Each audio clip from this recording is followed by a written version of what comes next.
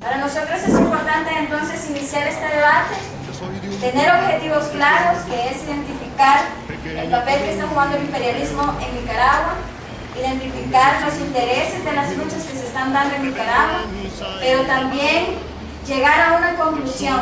¿A qué conclusión tenemos que llegar luego de este foro? Porque no podemos solamente debatir, discutir, sin tener o llegar a una acción. Para eso tenemos dos compañeros ponentes. El primer compañero nos estará hablando más de los ámbitos generales, que es la coyuntura a nivel internacional, las luchas que se están dando en otros países como Siria, como Venezuela, pero no nos vamos a enfocar en sí en los países, sino que en lo que significan las luchas que se están dando en esa región y cómo también tiene relación con las luchas que se están dando acá en nuestro país hermano de Nicaragua. Entonces, la primera ponencia estará a cargo del compañero René, estudiante de Historia de la Universidad de El Salvador. Para comenzar, lo primero es de que, al menos yo en mis clases de Historia de Centroamérica, en los cuales he logrado leer un poco de Historia de Nicaragua, un poco inclusive de los orígenes del movimiento sandinista, bueno, las luchas de César Augusto Sandino. Entonces, hay una identidad bien formada en el pueblo nica, hay una identidad bien formada, pero que no es propia del pueblo nica, sino que a nivel centroamericano, desde tiempos inmemoriales, desde tiempos ancestrales, hay toda una conexión de las poblaciones.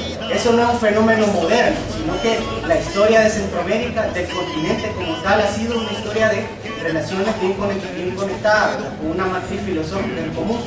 Lo que sí quiero decir es de que en Nicaragua se han destacado muchos procesos históricos fundamentales en la historia del imperialismo occidental moderno, en los cuales inclusive le han dado derrotas históricas. Porque, bueno, los historiadores norteamericanos nunca reconocieron de que en Nicaragua los derrotaron con la invasión de William Walker, por ejemplo. Pero la historiografía en Centroamérica ha demostrado de que la unificación centroamericana, a pesar de todas las debilidades del ejército de la llamada Guerra Nacional, donde participaron gente de El Salvador, de Honduras, de Guatemala, Nicaragua, que eso fue en la década de los 50 del siglo XIX, básicamente fue una derrota de los filibusteros. Entonces, eso es algo que va marcando significativamente la identidad de populares de Centroamérica. Asimismo, a través del siglo XIX hubieron muchos procesos de interferencia, no directamente militar, sino que ahora económica, ya como el fenómeno imperialista norteamericano, inglés, alemán, italiano, disputándose Centroamérica, ¿verdad? Entonces, a inicios del siglo XX empiezan a haber muchos tratados, por ejemplo, de transferencia de la deuda externa, que estaban en manos de los ingleses a manos de los estadounidenses, ¿verdad? Se dio un famoso tratado en el Parco Tacoma, el Tratado Tacoma se llama, ahí por el 1919-20, en el cual Estados Unidos compra la deuda externa que le correspondía a los bancos ingleses. Eso va a determinar básicamente todo lo que va a pasar el siglo XX y hasta la actualidad, ya que a pesar de que hubo una revolución sandinista, la deuda externa con el FMI, con el Banco Mundial, sigue vigente, ¿verdad? Lo que pasa es de que como hay nuevas alternativas o nuevas formas de hacerle contrapeso, ahí es donde hay más presión, ¿verdad? Entonces, eso es lo que yo he ido entendiendo a nivel de la historia, ¿verdad? A nivel de la historia también he ido entendiendo de que el movimiento sandinista, o sea, tiene sus raíces tanto ancestrales como de las luchas guerrilleras, también en el sentido de que toda la lucha en contra de la dictadura somocista venía acentuándose cada vez a partir del 51, 52. Hay un famoso poeta, se me va el apellido del famoso poeta, gracias, el poeta que asesina con todo gusto, asesina a Somoza. Entonces viene, eso en los 50, ¿verdad? Entonces eso viene marcando la historia nicaragüense a la altura de que a inicios de los 60, en todo el mundo hay una inflexión, en todo el mundo hay un momento histórico fundamental a nivel de toda la historia del capitalismo, y es la década de los 60, donde surgen múltiples movimientos de liberación nacional y los procesos de revolución social se acentúan en todo el mundo, más que todo en todo el llamado tercer mundo, en todo el proceso de descolonización.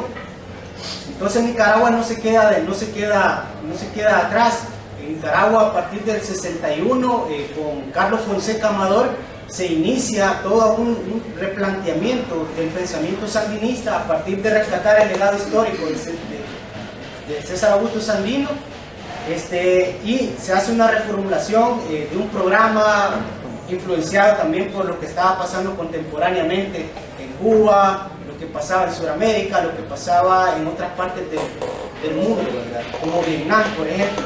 Entonces hay una reformulación del sandinismo. Un equivalente acá sería la FPL, pero hasta 1970, donde hay una formulación de un proyecto, una estrategia y las tácticas. Entonces el fenómeno del sandinismo es una coalición amplia, pero tiene sus orígenes con un programa original, que sería básicamente un programa bastante radical, tirado al socialismo. Menciono esto, ¿por qué? Porque ya a la altura de los años 70, cuando ya inclusive queda en la duda de la historia qué es lo que pasó con Carlos Fonseca, ¿verdad? Solo sé la versión que sale en los libros, que es una emboscada y acaban con él, ¿verdad? Pero no se sabe, bueno, al menos yo no sé nada más. Lo que pasa es de que los nuevos proyectos dentro del sandinismo, como el sandinismo es una coalición, vienen siendo más, tirarse más a buscar también las salidas negociadas, ¿verdad? ¿Esto implica qué? Esto implica la toma del poder, pero no la toma del poder total, ¿verdad? Al estilo de las revoluciones clásicas, donde toma el poder y básicamente es el poder total las resistencias, digamos, al nuevo proyecto básicamente terminan saliendo hacia afuera, ¿verdad? Como el caso de Cuba, por ejemplo. En Nicaragua lo que pasa es de que con la insurrección de julio del 79, si bien se dan grandes pasos a la toma del poder, pero a nivel internacional la correlación de fuerzas iba obligando a que de alguna manera se negociara el cese al fuego, porque el ejército de los contras, financiado por la CIA, formado por la Escuela de las Américas, trabajados por todo el imperialismo norteamericano, entonces había una correlación de fuerzas bastante dura, y entonces se iba buscando como una vía hacia las negociaciones, a tal punto de que se llega a un acuerdo que iban a haber elecciones. Inclusive las elecciones las gana la misma derecha o la oligarquía, digamos, la gana con la señora Chamorro, y entonces queda como interrumpido un proceso. Entonces tenemos que entender una revolución nicaragüense, o también hay que ser crítico y no necesariamente entenderla como una revolución, sino como un proceso más tendiente a la reforma. Entonces, ¿qué implica eso? Implica que el poder como fenómeno queda repartido y la oligarquía nicaragüense queda ahí en Nicaragua. También quedan los intereses extranjeros en Nicaragua, pero también queda ahora ese nuevo poder que sería el gobierno sandinista, con todo un proyecto reformista de, digamos, crear un sistema de seguridad social, y también acompañado de toda una cultura revolucionaria basada en la figura del general de hombres libres, que sería César Augusto Sandino. Entonces esos aspectos históricos nos permiten al menos tener una imagen en la actualidad, en la cual el poder real en Nicaragua está repartido en intereses diferentes. Y no es una revolución al estilo clásico en la cual el poder total lo tiene, digamos, las organizaciones que se coaligaron para eliminar la oligarquía y el imperialismo. Entonces es un fenómeno que sigue marcado en la actualidad. Ahora, a nivel global, hay una guerra interimperialista en los diferentes lugares, en los puntos más de fuego, Medio Oriente, Siria. Véase, por ejemplo, lo que está haciendo Israel con el pueblo de Palestina, o procesos como el del oriente de Europa, o el de Asia, del sureste asiático. Entonces hay un montón de conflictos. Entonces hay una tesis que en la radio se maneja, pero se maneja a nivel de que se ha dado debate, en el sentido de que a los Estados Unidos no le conviene tener fuego y fuego por todos lados. Como si vemos en la historia, un imperio no puede sostener fuego y fuego por todos lados porque se termina consumiendo. Hay que a hierro vive, a hierro muere. Entonces hay muchas estrategias, hay muchas formas de poder mantener dominadas las diferentes regiones, y necesariamente hay variables. Entonces acá en la Radio Revolución se defiende que los Estados Unidos están llevando a cabo la doctrina Monroe del siglo XXI, en la cual para el caso latinoamericano, para el caso centroamericano, se está aplicando el manual de Gene Sharp. No sé si algunos, bueno, creo que sí, en internet se encuentran documentales y libros de Gene Sharp. Entonces, él lo que hace es una sistematización de estrategias de lucha, no directamente militar, sino que indirectamente militar, pero lleva fines de poder desestabilizar y atacar los pilares de un gobierno. ¿Cuáles son los pilares de un gobierno? Digamos, las bases sociales, el tema económico, el tema ideológico, y entonces en todos esos campos hay todo un trabajo imperialista. Entonces, yo quiero compartir acá más o menos cómo anda, qué nivel de intervención hay en Nicaragua. Yo no niego que hayan también iniciativas revolucionarias, como siempre las ha habido, y que por eso hago el recorrido histórico, de que esa identidad revolucionaria siempre ha marcado a los pueblos centroamericanos. Entonces, a nivel global está esa cuestión, esa disputa imperialista por los mercados, por las influencias. Entonces, gobiernos como el de Nicaragua, al menos en los últimos años, se había destacado, a diferencia del Triángulo Norte. Al ver el Triángulo Norte es una subordinación total al cuerpo diplomático norteamericano. Al contrario, en Nicaragua hay como un equilibramiento de las relaciones internacionales, lo cual obviamente no le parece al FMI y a quienes sostienen, digamos, los intereses norteamericanos ahí. Al menos hay una tesis de que el Triángulo Norte, que sería Guatemala, Honduras y El Salvador, lo quieren volver el cuadrado del norte. Eso implicaría marcar la historia de Latinoamérica de aquí para arriba, ¿verdad? El hecho de ganar la posición de Nicaragua. Esos intereses están ahí como realidad y no pueden ser negados.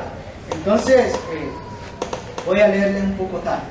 Dice acá la radio, esto ya es sacado de lo que maneja la radio, y dice que los eslóganes repetidos en todos los medios de masas es fuera Ortega.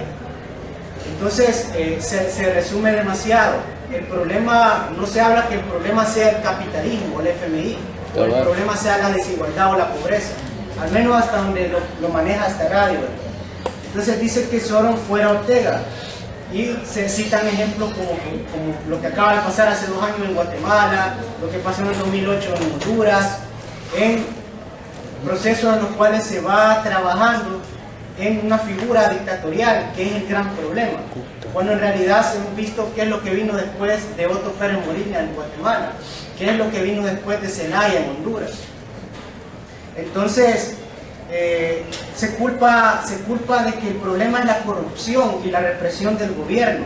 Sin embargo, la radio maneja de que la oligarquía nicaragüense viene trabajando hace varios años por medio de la USAID, con inversiones que la misma secretaria actual del Departamento de Estado de los Estados Unidos dice de que por medio de la USAID han invertido $100 millones para diversos trabajos de ONGs, pero no solamente en trabajos de ONG, sino que en trabajos de paramilitarismo.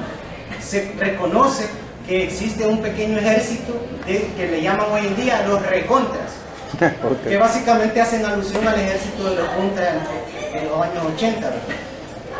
Entonces, todo eso no es nada imposible. Al menos si uno se pone a ver ejemplos históricos, nos vemos que esos son ejemplos, son estrategias bastante practicables constantemente por el imperialismo. Entonces, la cuestión es debatir esos puntos. Dice que en Latinoamérica ya hace años vienen funcionando también esas famosas comisiones internacionales contra la impunidad, quienes trabajan el flanco ideológico, el flanco psicológico, que son promover simple y sencillamente la corrupción, pero no la estructura. Entonces, es ahí, claro, la corrupción existe como fenómeno, pero habría que complementarlo. Hay que hablar también de la estructura socioeconómica, del capitalismo, de los intereses imperialistas.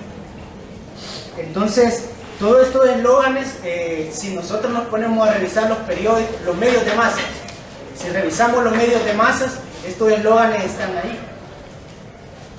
Esos eslóganes están ahí. Si revisamos los medios de masa vienen siendo utilizados desde finales de la Segunda Guerra Mundial como la gran estrategia ideológica para dominar todos aquellos sectores del mundo que están en proceso de descolonización, que están en un proceso de independizarse de la influencia occidental.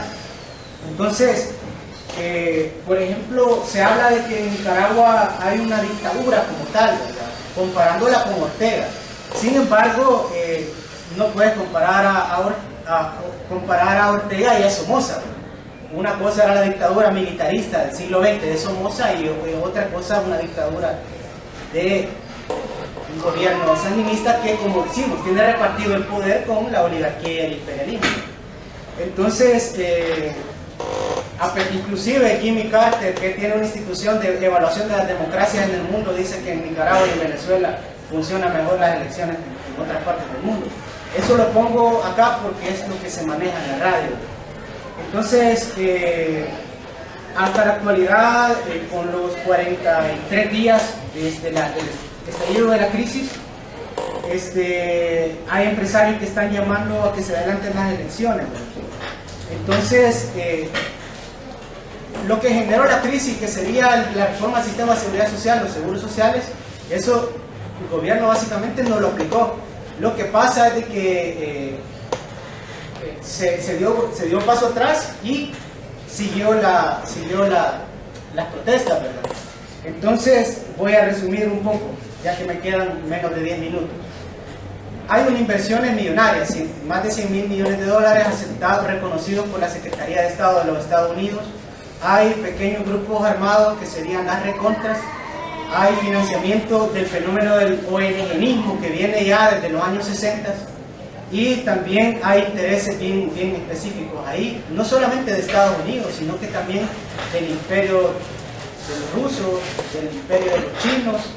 Y entonces es una situación bastante compleja, en la cual el factor ideológico está jugando un papel clave, porque se dice, al menos la radio dice, de que el papel ideológico por medios tecnológicos, por medios de las redes sociales, está jugando un papel de una influencia fuerte en las mentalidades de la gente, ¿verdad?, al sentido de ganarles inclusive la iniciativa de cuáles son los verdaderos problemas y pues básicamente repetir los eslóganes reproducidos por los medios de masas.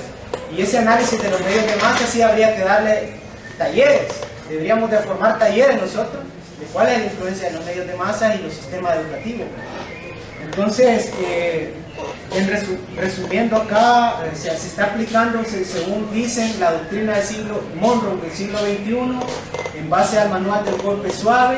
Son la contrapartida de los medios directamente militares, que al contrario, una invasión de marines en la actualidad lo que haría es unir primero al pueblo nicaragüense y luego al pueblo centroamericano, ya que hay una identidad que se ha forjado a través de los siglos de antiimperialismo, al menos en el sentido de que ya cuando están actuando directamente. Claro, el Triángulo Norte, no vamos a negar que existen las mayores bases militares y la embajada más grande en la región es la de El Salvador.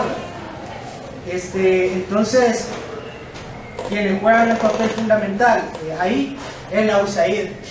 La USAID, se dice que la USAID, de hecho la secretaria de Estado de los Estados Unidos admite que tienen un ejército de 2.000 agentes trabajando en todo Nicaragua. Claro, eso lo dicen ahí en la radio, ¿verdad? Yo ni siquiera nunca he ido a Nicaragua, pero yo estoy compartiendo lo que he accedido con mi búsqueda, con mi pregunta, ¿qué está pasando en Nicaragua? Entonces por eso he recurrido a esta información. Igualmente traigo más datos, datos que serían lo que falta a mi ponencia, pero el tiempo se nos agota, datos que vendrían a complementar lo que estoy planteando acá, y que, por ejemplo, lo más clave es de que en los medios internacionales se habla de que es el gobierno el que paga a los francotiradores que están matando a varios muertos ya en Nicaragua, y que hay que reconocer que los muertos, básicamente varios, la bala es en la frente. O sea, estamos hablando de un trabajo bien técnico. Bien normal. Claro, lo podría financiar un gobierno, pero lo que afirma esta radio, y ahí lo van a encontrar todo, hay un archivo de varios años, es de que al menos estos mercenarios están siendo pagados de 45 a 125 dólares diarios por medio de estas instrucciones. Y instituciones como estas también no existe solo la USAID, también existe la Fundación Soros, por ejemplo. Son instituciones millonarias para financiar todo ese mercedianismo, toda esa cuestión de mercenarios. Y por último, para cerrar, porque creo que ya no me alcanza el tiempo, es de que también se maneja en esta radio que a nivel del Triángulo Norte también se vienen muchos asesinatos selectivos, asesinatos de calidad, porque es una crisis que no implica solo Nicaragua, sino que implica Centroamérica. En este sentido, hay que reconocer de que la información que está sacando la radio tiene muchos medios, quizá no directamente del gobierno de Nicaragua, pero sí de los medios que se manejan a nivel de Venezuela, de Cuba, y eso hay que aceptarlo como una contradicción, ya que necesitamos saber si existen medios alternativos con las comunidades que están en resistencia, o si existe, digamos, planteamientos así bien desarrollados de parte de estas organizaciones que están en protesta en las calles de Nicaragua. Y entonces ese es el vacío que necesitamos saber, y yo no dudo que el compañero que nos acompaña este día nos va a aclarar. Bueno, muy buenas tardes, compañeras, compañeros, que atendimos al llamado realmente de venir acá a hablar un poco sobre lo que acontece actualmente en Nicaragua. Mi nombre es Lester Brenes, soy en este caso licenciado en Ciencias Jurídicas, como decía mi compañera, en la Universidad Politécnica, por lo que realmente no pertenezco actualmente a ningún movimiento ligado al movimiento estudiantil 19 de abril. Sin embargo, tengo compañeros que sí, incluso un compañero mío, Jimmy Parajón, fue asesinado hace unos días. Realmente lo que voy a explicar aquí va a ser lo más objetivo posible, puesto que también he pertenecido a la fila del Frente Sandinista en algún momento de mi vida. Entonces yo voy a exponer ambos casos. Nicaragua, revolución o intervención. Hasta el momento hemos visto una serie de videos que nos hace pensar lo desproporcional que es realmente la lucha en estos momentos de Nicaragua. Se combate con lanzamorteros, piedras, contra fusiles AK. Entonces me gustaría antes que nada, para poner un video de lo que es ahorita la resistencia juvenil, pues. El siguiente video es del canal 100% Noticias, el canal de que en uno de los videos miramos de que ha sido reprimido, tiraron piedras, simpatizantes del Frente Sandinista, simpatizantes realmente de la Juventud Sandinista, tiraron piedras a Canal 15, que se encuentra ubicado en el antiguo Hospital Militar.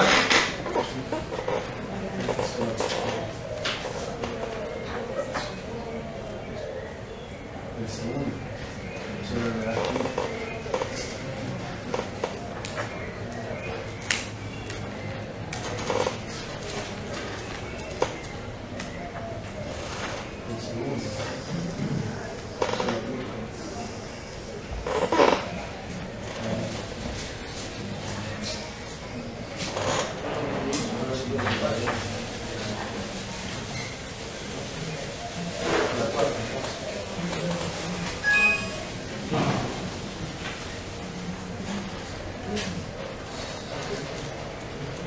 Bueno, los videos de que no pudimos mostrar lamentablemente.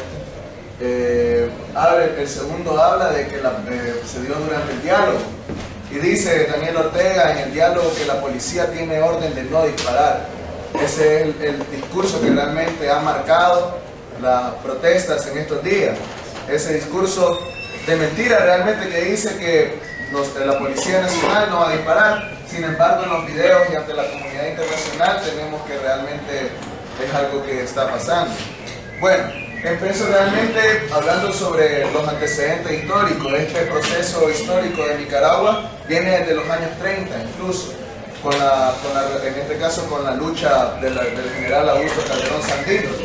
En este caso se dio de 1927 a 1934 y realmente Sandino era una persona comprometida con la lucha obrera y campesina. Incluso Farabundo Martí dijo: Sandino es la única persona que conozco con ideales y que realmente tiene un proyecto político, una consecución de ideas, sin embargo no es un comunista. Entonces es bien interesante pensar en Sandino como una alternativa diferente en cuanto a las luchas de clase, lucha proletaria, ya que hablaba del cooperativismo, hablaba de la tierra y la libertad, como lo habló en un momento Emiliano Zapata. Entonces, en 1927 se firma un pacto, después de 13 años de guerra entre liberales y conservadores, del pacto del Espino Negro. A Sandino le ofrecen una plaza en el Ministerio de Defensa. Sin embargo, Sandino no la acepta y se alza en armas contra los estadounidenses y contra el ejército liberal recién conformado. Este pacto del Espino Negro realmente fue un método de diálogo, de igual manera como lo que se está viendo hoy día, para fortalecer realmente el status quo que había en su momento. Realmente encontraba su fuerza Sandino en lo que sería un ejército de obreros y campesinos principalmente.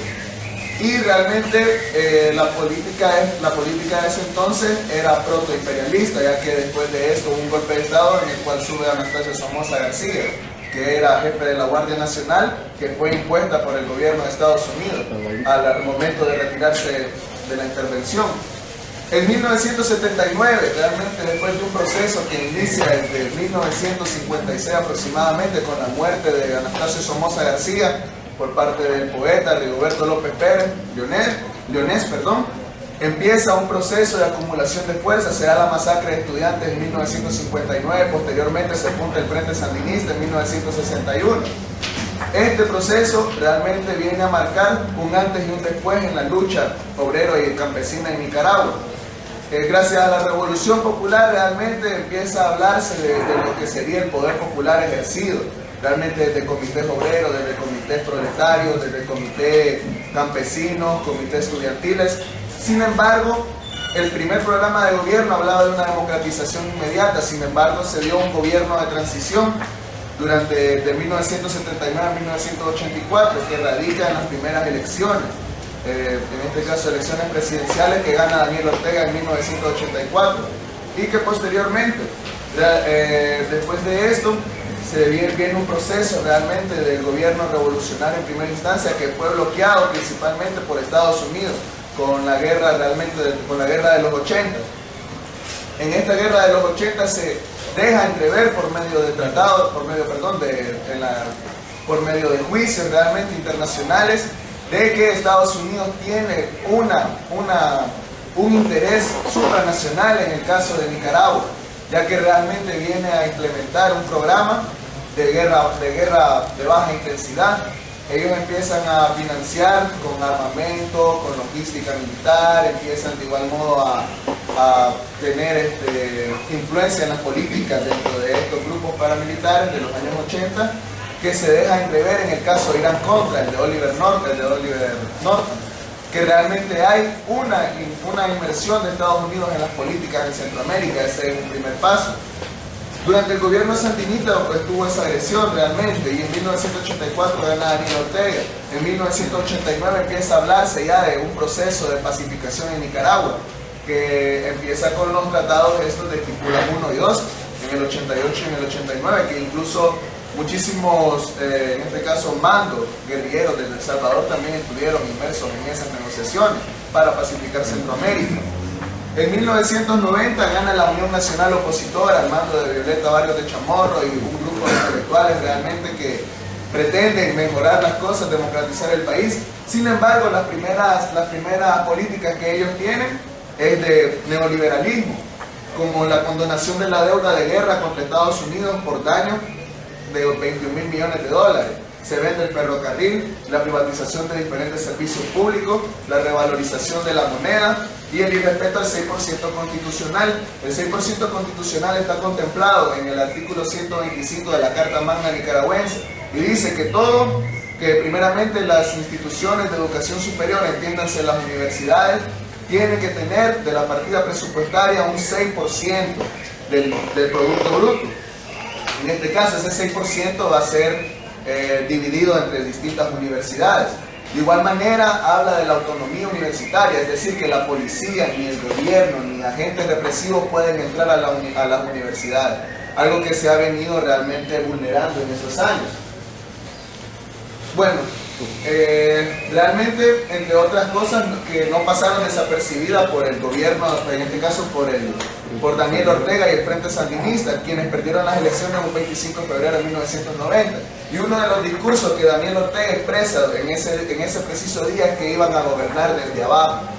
Es decir, al haber una revolución social que cambió totalmente la estructura del sistema, existe realmente una centralización del poder en las centrales sindicales, en las centrales estudiantiles, los movimientos sociales, que realmente hace Daniel Ortega.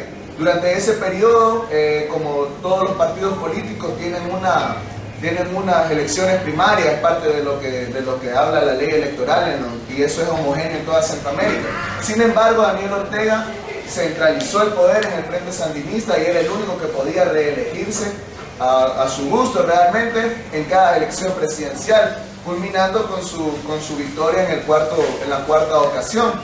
Entonces, bueno, miramos realmente de que existe opresión social por parte de los gobiernos hacia los gobiernos liberales que sucedieron de 1990 al 2006, es decir, entiéndase Violeta Barrios de Chamorro, Arnoldo Alemán Lacayo, Enrique Bolaño Geyer, que fueron los tres presidentes neoliberalistas que hubieron en Nicaragua.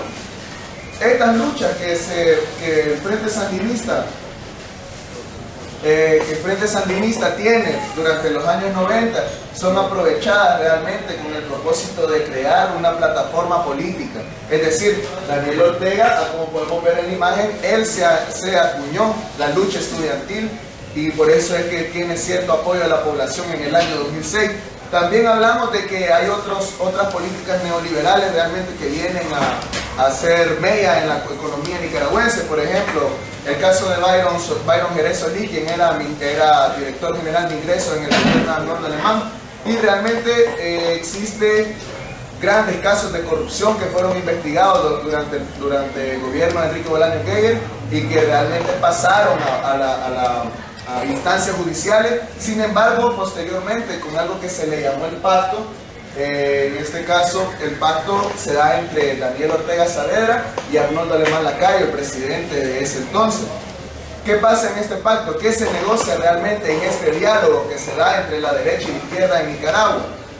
Bueno, las cuotas de poder primeramente, de que estas personas que cometieron actos ilícitos, enriquecimiento ilícito, blanqueo de capital, triangulación de activos, realmente delitos de cuello blanco como los conocemos en el ámbito jurídico, de que iban a salir libres o sobreseídos, o se iba a descartar el caso, o se iba a quitar las pruebas que los incriminaron. Sin embargo, Arnoldo Alemán tenía realmente que separar el Partido Liberal para que Daniel Ortega pudiera subir al poder en el año 2006, y eso es lo que se dio. Bueno, hay un desfalco financiero por parte de estos gobiernos, en el caso de Arnoldo Alemán directamente una defraudación al Estado de 97.6 millones de dólares, mediante la triangulación de activos a una empresa, o más bien a una fundación llamada Democrática Nicaragüense, que era una fachada realmente porque tenía desaferros. Los casos fueron sobreseídos, abandonados por la Fiscalía, y en 2006 con un escaso 38% realmente Daniel Ortega gana las elecciones en el año 2006. Aquí es donde entramos realmente al contexto de ahora. Bueno, ese es el caso Bani, que es un banco estatal de que quebró por la emisión realmente de créditos en este caso a partidarios de lo que sería el Partido Liberal Constitucionalista, y que el caso quedó realmente en nada, ya que Arnoldo Alemán volvió a ser candidato a la presidencia por parte del Partido Liberal Constitucionalista y Byron Jerez actualmente es diputado de la Asamblea Nacional. Entonces, bueno, ese es el contexto más o menos que vivimos políticamente hoy día. Hablando de lo que empieza el año 2006 y Daniel Ortega entra al poder, se mira un discurso realmente populista al principio de dádivas a los pobres, en este caso programas de solidarios, por así decirlo, de bono productivo, de la entrega de gallinas, cerdos, vacas a la población campesina, pero todo esto no salía realmente de las manos de Daniel Ortega como tal, sino que salía de los mismos impuestos de los nicaragüenses. Y realmente muchas de las licitaciones, es decir, mucho del ganado, muchos de los proyectos solidarios de la entrega de granos básicos, iban directamente a las arcas del Estado. Las licitaciones las ganaba gente afines al gobierno. Empiezan los actos de corrupción y en el año 2013 empieza a ser mella realmente en lo que sería la economía nacional. En el año 2013 el presidente del Seguro Social en una conferencia de prensa expresa de que se va a reducir en este caso la pensión para los ancianos. Existe la cotización de 750 semanas, que es la que llega a todos los empleados, todos los obreros. Y también existe la pensión reducida, 250 semanas, 741 semanas. Esta es la que vienen ellos a regular y que dice que no la van a empezar a dar. Realmente, bueno, hablamos de lo que sería la primera protesta en cuanto a los ancianos. Se dio en este caso en los días de abril del año 2013. Yo también fui partícipe de las mismas. En este caso, en la madrugada realmente empieza lo que sería una cacería de brujas en cuanto a los estudiantes universitarios que estaban apostados en el Instituto Nicaragüense de Seguridad Social, siendo atacados por turbas orteguistas. De igual manera, hablamos en el año 2013 de lo que sería en este caso la aprobación de la Ley 840, Ley Especial para el Desarrollo, Infraestructura y Transporte Nicaragüense del Canal Interoceánico, en el cual no se consultó de ninguna manera al pueblo nicaragüense, siendo un tema que realmente debería haber sido, en este caso, sujeto a un plebiscito, porque es la entrega realmente de una parte de la soberanía nacional a una empresa privada como era HKN Group. Sin embargo, bueno, se habla realmente que va a haber un 1% anual de entrega de dádiva al gobierno nicaragüense, va a haber empresas que van a venir al país a invertir. Y de igual manera se violentan lo que serían los derechos laborales, porque dice que esta parte del canal, a 250 kilómetros que se van a utilizar del canal interoceánico, no se van a regir por las leyes laborales nicaragüenses, sino por las chinas. Ese es un proceso, esa es otra cuestión de que no se nos consultó como nicaragüenses. La concesión fue aprobada sin haberse realizado estudios de prefactibilidad ni estudios de impacto ambiental, y lo que se hicieron fueron por organismos acordes al gobierno. De igual manera, empieza la rebelión por parte de los campesinos en esta instancia. Es decir, las personas que van a ser afectadas en ese trayecto de donde va a pasar el canal interoceánico, entiéndase, Región Autónoma Caribe Sur, entiéndase Chontales, entiéndase Lago Cocibolca, Ometepe y entiéndase Rivas, estas personas empiezan a organizarse en un movimiento anticanal. El movimiento anticanal empieza a tener un auge en la población civil y empiezan los estudiantes universitarios a sumarse. Estas son las primeras instancias, todo el año 2013 todavía. Se violenta con esta ley del canal interoceánico el régimen de áreas protegidas en el país. Realmente se ve afectada una reserva biosfera que posteriormente en este año fue quemada. Entonces ya vamos a llegar a esa parte. Ante la negativa social empieza la represión de igual manera. La gente quiere marchar hasta Managua, en este caso el movimiento campesino, sin embargo se miran obstaculizados por la represión policial. De igual manera, dichos campesinos fueron reprimidos en lugares como Chontales, Matagalpa, El Rama, otros municipios sitiados y que fueron laboratorios del sistema de marcha y contramarcha que actualmente tiene el partido de gobierno. Cuando hablamos de este sistema de marcha y contramarcha es de que, por ejemplo, los autoconvocados sostienen una marcha el día de mañana. Entonces el gobierno viene y cita otra marcha por parte de la juventud sandinista, por parte de los empleados públicos, para crear una especie de confrontación. De igual manera, en el 2015, en el año 2014 hay por decirlo así, una reforma a la constitución política que se hizo sin los procedimientos establecidos. Y se aprueba realmente por medio de una sentencia judicial de la Corte Suprema de Justicia la reelección indefinida. Entonces, esto empieza a hablarse de orden constitucional, sin embargo, Daniel Ortega hace otra cosa. Es decir, en las elecciones del año 2016, el gobierno sandinista tiene la mayoría en cuanto a lo que serían el poder judicial, el poder legislativo, el poder electoral y el poder ejecutivo. Es decir, hay una parcialización y una centralización total del poder. Si eso no es dictadura, no sé lo que es realmente, porque se supone que tiene que haber una independencia en un Estado democrático. Sin embargo, miramos realmente de que el presidente de la Asamblea Nacional, que es jefe de la Central Sindical de Trabajadores Sandinistas, viene y llama a una marcha el 30 de mayo. cuando realmente al ser presidente de la Asamblea Nacional él no tiene que ver absolutamente con ningún partido político. Bueno, en el año 2013 de igual manera se modifican los 40 artículos de la Constitución, de igual manera se abre camino para ganar un cuarto mandato en las elecciones del 2016.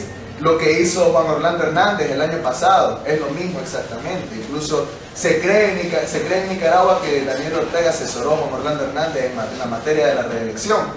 Bueno, en el año 2015 se aprueba en el más puro sincretismo la ley 919, Ley de Seguridad Soberana, misma con la que se pretende criminalizar la protesta social, algo que también se miró en Honduras. Ampliar el concepto de terrorismo doméstico, que es lo que estaba buscando realmente porque ya se estaba preparando, ya se previsionaba lo que iba a pasar en este año. Realmente habla también de futuros levantamientos populares y amplias facultades de los órganos coercitivos, entiéndase la Policía Nacional y el Ejército de la República, de investigar aún y perseguir actos que aún no se realizan. En este caso, como lo hacía la Oficina de Seguridad Nacional en el tiempo de Anastasio Somoza de Valle. Dichos delitos de acción pública podrán ser perseguidos aún cuando estén en la etapa de la planeación y que ponen en peligro la soberanía nacional. Bueno, aquí hay un punto bien específico de que me gustaría plantearlo. Bueno, en Nicaragua existe cierta política institucional por parte de Migración y Extranjería. No sé cuántos de ustedes han intentado ingresar a Nicaragua en algún momento. Sin embargo, a ustedes como salvadoreños, hondureños y guatemaltecos les ponen una traba, que es de que no pueden entrar si no tienen un permiso o conocen a alguien en Nicaragua y les dan el número telefónico y dónde se van a quedar. Eso era justificando realmente el contexto de violencia que vive Guatemala, Honduras, El Salvador. Sin embargo, esta ley 919, Ley de Seguridad Soberana, se aplica a un contexto político en Nicaragua. Es decir, se habla hoy día de que los estudiantes, los que se están manifestando, el pueblo autoconvocado, se le llama de Mara 19. O sea, se le llama, se pone, por decirlo así, se conforma como un grupo pandilleril para perseguirlo con esta ley. Lo mismo que pasó con la ley antiterrorista y los planes mano dura y super mano dura en tiempos de gobierno de neoliberales. Entonces, bueno, miramos que en Nicaragua se aplica esta ley principalmente para perseguir políticamente a aquellos que son disidentes. Entonces, bueno, tenemos que la iniciativa no es compatible con un Estado de Derecho que reconoce y respeta la pluralidad de ideas, un sistema democrático. Se habla realmente de una separación entre persona amiga y persona enemiga del Estado. La seguridad soberana se amplía realmente este concepto de seguridad soberana hasta tener una ley que realmente viene a ser algo parecido a la doctrina del shock implementada en los años 70 y los años 80 durante el gobierno de Pinochet en Chile. Bueno, hablamos también del orden y la seguridad pública, de que un enemigo debe ser segregado y neutralizado aun cuando esté en etapa de planeación algún hecho ilícito en contra del Estado de Nicaragua. Bueno, la democracia orteguista, hablamos que en noviembre del año 2016, aún con una abstinencia que rondaba entre el 40 y el 70%, Daniel Ortega llega al poder con un 70% de apoyo popular. Sin embargo, muchas personas, si uno va a Nicaragua y pregunta, ¿vos votaste? Y mucha gente te va a decir que no cree en la democracia hoy día. Entonces, Daniel Ortega corona su cuarto mandato y tiene como fórmula presidencial a su pareja, Rosario Murillo Zambrano. Habiendo negado acreditaciones a organismos de observación electoral de carácter regional, nacionales e internacionales, removiendo también la persona jurídica a otros partidos que realmente son de oposición. Y de igual manera gana el 70%. Actualmente el partido gobierno tiene 65 diputados de los 93 y restituyeron a 28 de una coalición que se había realizado de oposición. Bueno, llegamos al año 2016, el gobierno nicaragüense compra 80 tanques a Rusia, valorados en 80 millones de dólares. Este es el segundo país más pobre de Centroamérica. Bueno, el primer país más pobre de Centroamérica. Si revisamos las tasas realmente de lo que sería el salario mínimo, Nicaragua apenas llega a un $130. Es decir, de que en Nicaragua vive una familia con $130 al mes, es decir, es el salario más bajo en Centroamérica. Sin embargo, los ajustes salariales que se realizaban en la comisión tripartita, empresa privada, central sindical y gobierno nicaragüense, siempre fueron amarrados entre ellos mismos. Es decir, el COSEP siempre tuvo una acción de participación en las políticas públicas de Nicaragua hasta el 18 de abril del año 2018. Entonces, bueno, llegamos al año 2017 y se da a conocer inversiones realizadas en materia de infraestructura. Estas inversiones realmente son financiadas con fondos de los asegurados. Nuevamente se toca el Instituto Nicaragüense de Seguridad Social como caja chica del partido de gobierno. Estas licitaciones las ganan también lo que en este caso no hay una participación conforme a la ley. En este caso sería la ley de... esta ley sería la ley de servicio público y carrera administrativa. Entonces no se realiza mediante el procedimiento establecido por la ley, sino que yo, como testaferro sandinista, tengo una empresa de construcción. Entonces yo gano la licitación y me enriquezco, pero ese enriquecimiento ilícito no es para mí específicamente, sino que va a terminar en las arcas en este caso, en la tesorería del Frente Sandinista, que es ahí donde llegan todo el enriquecimiento ilícito. De igual manera, bueno, se otorgaban créditos nuevamente y se financiaba la construcción de obras inmobiliarias, en este caso sin permiso del pueblo. El edificio norte es un edificio de 14 pisos que queda en el centro de la capital y fue una inversión de $10 millones, y que el precio al cliente de un cuarto actualmente es de $2.100 a $2.500 el metro cuadrado. Pero ese edificio actualmente no es ocupado por nadie, solo fue una construcción para justificar el gasto que se realizó. En el mismo año, en el año 2017, ya estamos hablando del contexto del año pasado, hubo un asesinato, en este caso de esos dos niños que podemos ver en la imagen. En la Cruz del Río Grande no se le entregan sus cuerpos a la madre, la niña fue violada salvajemente y posteriormente asesinada. En este caso, quien lo realizó fue el Ejército de Nicaragua. Existe desde el año 2012, o el 2010 más bien, la cuestión de que en Nicaragua existen grupos rearmados, o sea, grupos que eran tradicionalmente o en los años 80 contrarrevolucionarios y que se han vuelto a alzar en armas. Aquí podemos visualizar diferentes elementos y diferentes personas, por decirlo así, diferentes partidos o bien diferentes organizaciones, diferentes elementos políticos que realmente vienen a entrar a lo que sería esta convulsión que existe hoy día. Bueno, esos niños que actualmente ya no están, eran hijos de un coronel, de uno de esos grupos rearmados. Eso fue en la ciudad de la Cruz del Río Grande, municipio, perdón. Y bueno, lo que pasó es de que al ser hijos de rearmados, ellos iban a buscar a su papá y los asesinaron en el camino, asesinaron al papá. Pero el gobierno siempre tiene una estricta política de que son delincuencia común, mejor dicho, pandillerismo, que así justifican los asesinatos hoy día.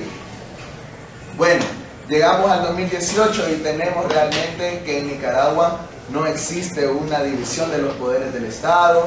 Existe una gran noción del caudillismo, la falta de separación de poderes, la sentencia de la Corte Suprema de Justicia, la alusión de los grupos pandilleriles por parte de la Ley de Seguridad Soberana. Realmente miramos que la empresa privada, es decir, Carlos Pela, Piero Cohen, Chanito Aguirre o José Adán Aguirre, son personas que realmente están aliadas al gobierno para mantener ese status quo y mantener a la clase trabajadora con salarios ínfimos. Sin embargo, esto se corta en este año. Bueno, la reforma es de la constitución de un proceso que viene de 1979, pero que fue mal implementado, porque en el primer programa de gobierno, en este caso se llamaba Programa de Gobierno para la Reconstrucción Nacional, que se dio después de la guerra, hablaba de la justicia transicional, hablaba de la división de los poderes, hablaba de encontrar realmente solidaridad en otros países, ya sean socialistas, comunistas o de otra índole, y realmente es algo que no se llegó a continuar porque hubo una centralización por parte de los 9 comandantes que estaban en la Dirección Nacional del Frente Sandinista. Bueno, en el año 2018 nos encontramos con un panorama desalentador políticamente, la represión se recrudece. Todo empezó realmente con en este caso el 8 de marzo, que se da la marcha de las mujeres, en este caso mujeres y hombres iban marchando en pro de la investigación de los asesinatos, de los femicidios que se han llevado, que tienen un alza exagerada en el país. Bueno, mujeres y hombres salen a las calles para manifestarse contra los altos índices de femicidio. Encuentran cercado su paso por la Policía Nacional y específicamente la Brigada Antimotín, que se le denomina DANTOS, que son las Fuerzas Especiales de la Policía Nacional. De igual modo, en abril del 2018 se inicia un incendio en la Reserva Indio Maíz. La Reserva Indio Maíz es por donde va a pasar un trecho del canal interoceánico. Esas tierras se las habían quitado a los campesinos y se les habían pagado con un precio catastral. El precio catastral es el precio que le pone el Estado por medio no es la figura jurídica específica, pero yo le digo expropiación porque no se le consultó al pueblo. Por eso no se le consultó realmente si querían desalojar esa tierra. Entonces, bueno, llegamos al 2018, abril del 2018, se quema Indio Maíz y se dice que el Estado dice que lo realizó un poblador quien posteriormente serviría de inspección para los nicaragüenses. Los jóvenes empiezan a volcarse a las calles realmente por la reserva, pues empieza como una protesta ambientalista que debido a la represión que realiza la Policía Nacional viene adquiriendo otro tono. No era en primera instancia no era contra el gobierno. Bueno, en la cuestión de la Reserva Indio Maíz no se investigó realmente qué fue lo que pasó y el Marena, 2 días después, en su plan de inversión anual, habla de la construcción de un trecho carretero entre Nueva Quesada y el municipio de San Diego, es decir, donde está la parte, el núcleo de la Reserva Indio Maíz. Bueno, se destina un presupuesto de 729.000 córdobas, la gente empieza a escuchar que se va a construir esta carretera, entonces lo que hace la gente es reclamar, porque tampoco es algo que, o sea, se quemó la reserva, entonces vamos a hacer carretera. La reserva, para que tenga ese estatus de reserva biológica, la única forma que se le puede quitar es por medio del incendio. O sea, entonces es una previsión que habían hecho realmente hasta cierto punto de ingeniería social, se puede decir, en la cual nosotros vamos a poner estas leyes o vamos a tomar estas decisiones como políticas públicas y el descontento social que surja de esto lo vamos a reprimir desmesuradamente. Bueno, habla de igual manera que en este caso el martes 17 de abril, un día antes realmente de lo que está pasando en este momento, se inicia una nueva hora cero en Nicaragua. El gobierno de manera unilateral reforma la ley de seguridad social y no le consulta a la empresa privada. ¿Qué es lo que va a pasar? En este caso, si usted recibía, no sé, un salario de 5.000 córdobas, se le va a deducir un 5% más de lo que se le deduce actualmente y solo va a recibir una cierta cantidad, es decir, 5% menos de lo que recibe un asegurado hoy día. De igual manera, esto se dio en la Universidad Centroamericana y realmente se aumenta del 19 al 22.5 para la patronal en el caso de aporte. Y entonces ahí es donde se da la ruptura entre la empresa privada y el gobierno, ya que andaban, como se dice, andaban de amores durante 12 años. Sin embargo, con esta decisión unilateral del gobierno, ellos se desprenden totalmente, pero tienen un papel pasivo todavía en ese momento. Sectores obreros y sector del estudiantado salen a las calles manifestándose y la marcha es reprimida por primera vez por los órganos paramilitares del partido de gobierno y la policía actuando conjuntamente. Al día siguiente, simpatizantes del Frente Sandinista intimidan a jóvenes que se manifiestan contra la represión. Eso es el 18 de abril, se da el primer muerto. Posteriormente empiezan las hostilidades hacia los universitarios, empieza la violencia en la Universidad Centroamericana y se empiezan a tomar las universidades. Primero empieza con la UCA, después empezó la Universidad Politécnica, después empezó la Universidad Nacional Agraria y concluyó con la Universidad Nacional Autónoma de Nicaragua. Bueno, realmente se intensifica el terror en los recintos, hay ataques armados, los estudiantes realmente no tienen hasta el momento no tenían una organización propiamente dicha, sino que era bien descentralizada y eso realmente vino a tener algunos problemas en la primera instancia de esta lucha. De igual manera, la iniciativa de los jóvenes desemboca en más represión y en resistencia y aún así son traicionados por algunas organizaciones realmente de estudiantes como la OCLAE. en este caso la Organización Continental Latinoamericana Caribeña de Estudiantes, que tiene su sede en La Habana, Cuba, es decir, sigue los lineamientos realmente de Cuba. Bueno, esta misma organización avala y comparte el discurso oficialista de que son organismos de derecha los que están desestabilizando actualmente el país. Las turbas del gobierno continúan su asedio, en esta etapa empiezan a cerrarse los medios de comunicación. Hasta el momento los medios de comunicación oficialistas son 7. Los medios que realmente no son oficialistas, que están hablando con la verdad hasta cierto punto, son 3. Y esos 3 fueron reprimidos. Bueno, se habla también que la policía viola la autonomía universitaria, como estábamos hablando anteriormente con la ley de la Constitución Política, en el artículo 125, y presuntos jóvenes dañistas son los responsables del hecho. Figuras políticas de la derecha tratan de acarrear la lucha para ellos mismos. Ese es un punto importante que tenemos que recalcar, porque estamos hablando de los elementos políticos que pueden realmente inmiscuirse en este proceso revolucionario, porque al final de cuentas es un proceso establecido por el estudiantado y la sociedad civil. Bueno, llegan partidarios neoliberales y la gente, los mismos estudiantes, los sacan de las manifestaciones, dicen de que ellos son los menos adecuados para achacarse la lucha del pueblo. El domingo 22 de febrero empieza a haber una evolución en el carácter de la manipulación mediática y empiezan a haber saqueos. Los saqueos son organizados por el mismo partido de gobierno para desvirtuar lo que sería en este caso la protesta estudiantil y así también oficializar la represión. Bueno, se da también el propósito de crear noticias falsas, desacreditar la lucha de los compañeros universitarios. Personas autoconvocadas se reúnen para evitar los saqueos. Ahí ha asesinado a un compañero en el barrio La Fuente. De igual manera, existe de que hay protestas frente al Consejo Superior de la Empresa Privada para que se inste al paro nacional. Sin embargo, ellos hasta el momento no se han manifestado al respecto porque no les conviene, porque estarían tocando su bolsillo principalmente. Sin embargo, miramos que actualmente existe por parte de la población nicaragüense, por parte de los autoconvocados y por parte de sectores del campesinado, la atribución del paro nacional por ellos mismos, que es realmente un nuevo modo. Bueno, en las declaraciones de Daniel Ortega apuesta a la paz, ya vamos por la cuestión del diálogo, realmente es bien difícil sintetizar la historia de 25 años de un país.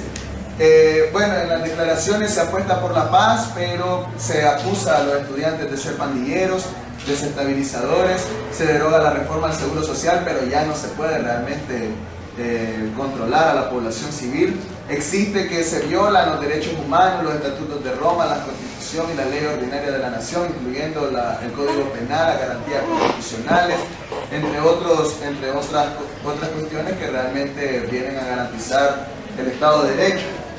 Bueno, como nicaragüense realmente lo que hemos visto, la represión que hubo el Día de la Madre, hace 2 días exactamente, los asesinatos que han habido selectivos, porque han habido asesinatos políticos en Nicaragua, han habido desapariciones.